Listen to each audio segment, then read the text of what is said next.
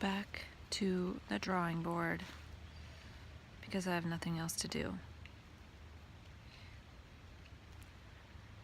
So I have an appointment to talk to Peter Smith on Monday and talk about learning to self-medicate, learning about the BDNF, HPA access theory of mental health stuff, which is brain-derived neurotropic factor, and hypothalamic pituitary axis. And so that's the biochemical part. And then yesterday I was looking up BDNF and I came across a website called selfhacked.com. And there's a lot of information on there and different ways to increase BDNF, which is something that's involved in neuroplasticity and brain growth. So what was interesting was the author posted some of the BDNF SNPs, SNPs, which are single nucleotide polymorphisms, which in a nutshell are genetic variants of genes. So we have 2 copies of each gene, one on each copy of each chromosome, one from the father, one from the mother in general. And we can have these genetic variants of certain genes that aren't as optimal as the optimal version.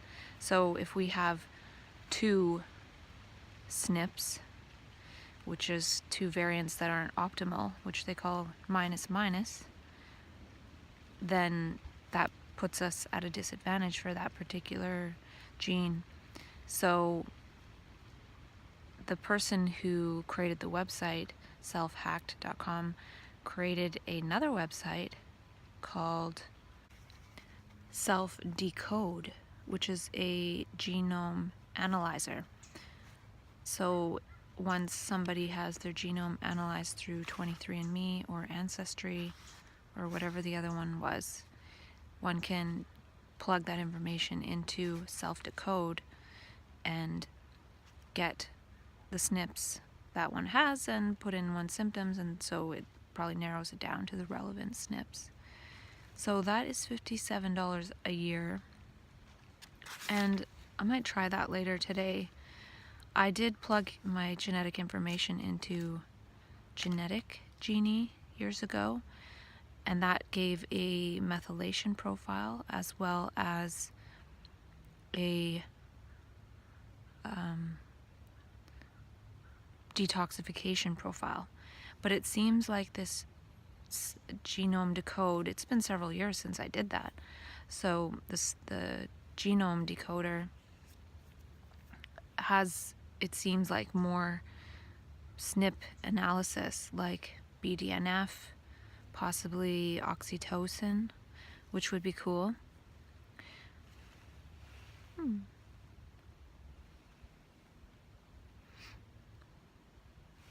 And so that's where I'm at with the whole biological paradigm, though I did investigate some more stuff on that. But what I was looking at yesterday all day, and I didn't shower or get dressed or anything, I just sort of sat there because I'm feeling kind of blah. And ow, this thing's biting me.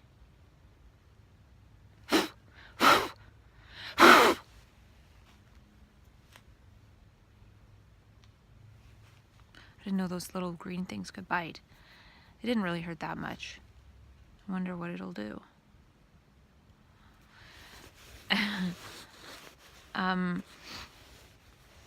So after learning about this self-medication thing, or concurrently, and seeing if I can taper off meds again, I also want to see something else,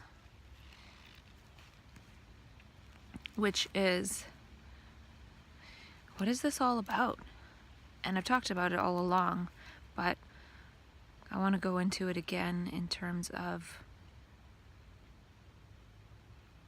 is the upside of this condition worth the downside? So is the creativity worth the fall back into so-called psychosis? And it goes with the theme that I talked about all along, because I'm talking about harvesting one's mania. And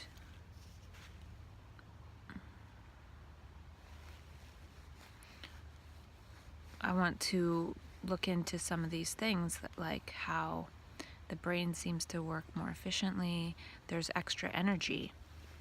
So what do we do with that extra energy?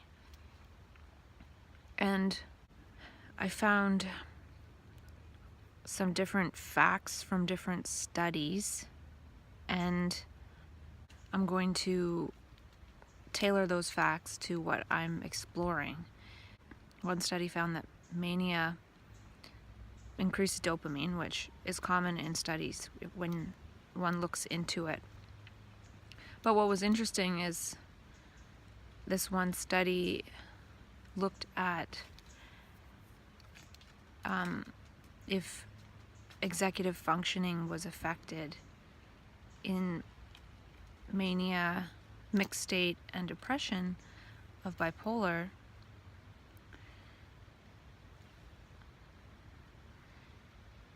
When people are unmedicated. And what it showed was there is a minimum level of executive functioning that is needed, but it is lowered, which was interesting. And I also read that people who do well at school at 16 are 4 times more likely to develop bipolar. And another thing was, one study said that people with bipolar are good at divergent thinking and can generate 3 times as many word associations as healthy controls. So there's some kind of verbal proficiency. So I wonder, is our function a new source of creative ideas? Is our function to be divergent thinkers? So maybe different people with bipolar are interested in different topics and areas, and then are divergent thinkers in that area and could maybe help that area. And then I wrote down that maybe we're into divergent living as well. And this divergent thinking is influenced by dopaminergic function, and we can generate many ideas about a topic in a short period of time. So maybe we would be good at brainstorming for writers or something, or whatever, I don't know. I'm trying to see where some of this can be shared and how. And maybe the topics of which we think divergently about can expand. So I think divergently about mental health, and I've been trying to sort of fix it in a way, but this perspective would be more so, how does one create a place for this in the world, as opposed to maybe resisting the mental health system or whatever. Because maybe this divergent thinking or some of the other traits are a solution to something, as opposed to thinking that it's a problem that needs to be solved and fixed. And there's trouble with that, of course, because a lot of times people feel that the highs aren't worth the lows. So the highs are great and wonderful, but then when the low comes around, one feels like, wow, that wasn't worth it, or this is so painful that wasn't good. But then there's some kind of forgetting mechanism, kind of like giving birth, because one doesn't generally think, oh, I feel a wonderful mania coming on, it feels so good, I'm going to stop it from happening. Doesn't happen that much. So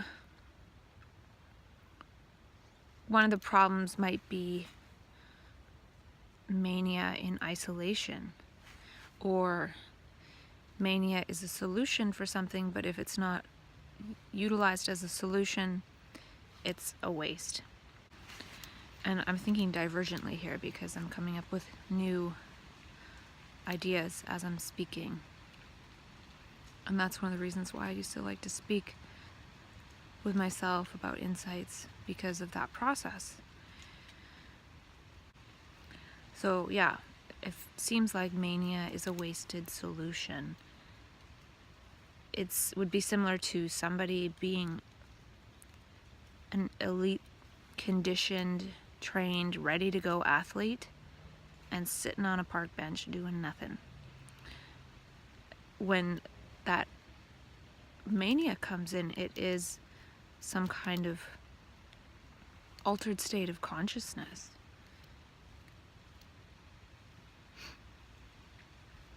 And later on, I started to look into oxytocin, and it's elevated in people with bipolar, especially in mania. And to me, it shows that there's this energy in making it relational. So oxytocin is about social connection, bonding, blah, blah, blah. So I feel like the oxytocin being present is the biochemical equivalent of being ready to share and make something relational or something like that. But then again, it's wasted because it's not shared. And that was the other thing I came across. I came across this website called nos.co, nos.co, and it is software that is for ideas. So I contacted them, but I'm not sure if the software exists or what, because the website seems a little possibly outdated. But it could be something in terms of starting to collect ideas and make this idea bank or this something like that.